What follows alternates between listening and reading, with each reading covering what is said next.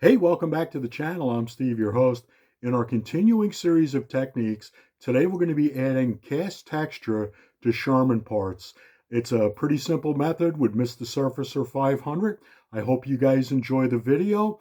You guys please like, share, and subscribe, and thank you for all your support. You guys have a great day. Steve out. Bye now.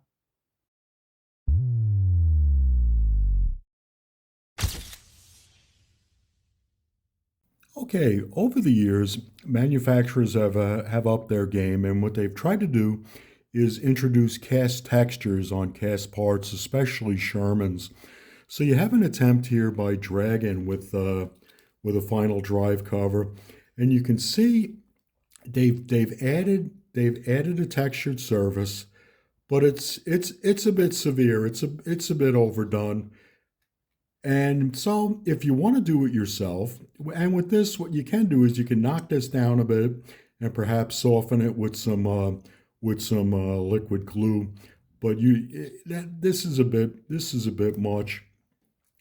But what you can do is there's a number of ways you can add a cast texture to cast parts on your Shermans or your T-34s, whoever has cast textures.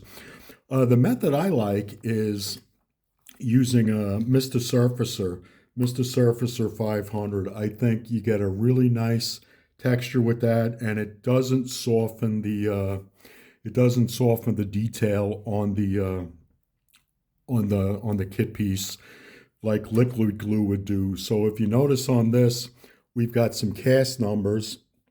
We've got some cast numbers, and with this method, you won't lose those cast numbers. So I'm going to get a stiff brush with some Mr. Surfacer on it, and I'm just going to stipple it on there. And unlike glue, this rides on top of the plastic where the glue actually deforms the plastic, and that's where the softening of the details come in. So you can apply this with the brush, and again, it's like I always say, it's seasoned to taste. How thick you want your texture to be, or how proud it is on the kit, on the part.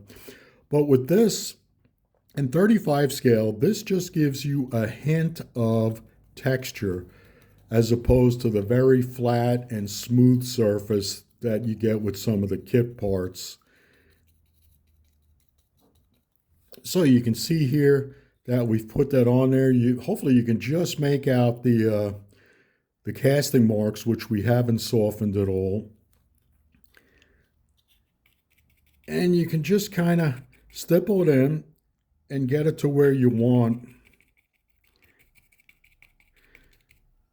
And for me, I just like to get a hint of the cast texture. So I'll show you what it looks like. I'll move this guy out of the way. I'll show you what it looks like with glue. I guess I did this one so long ago. This may have been even 10x, which hasn't been on the market. So you can see how it's deformed, and any liquid glue will do this. How it's deformed the plastic, and it's a nice texture. Also, you just have to be careful that you're not softening the details.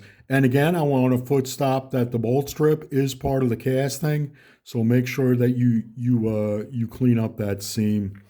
The other thing it's good for with Shermans is the turret. There were no welded Sherman turrets, so all the Sherman turrets were cast. So you can, and I'm just using this as a demo to let you know there are other parts that can take this method. And again, I'm using Mr. Surfacer 500, and you can just stipple on.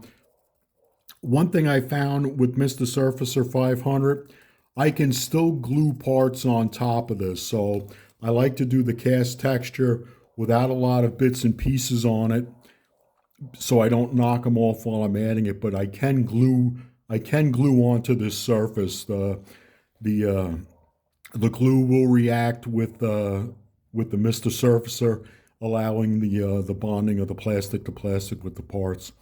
Well, I hope you guys found this video interesting.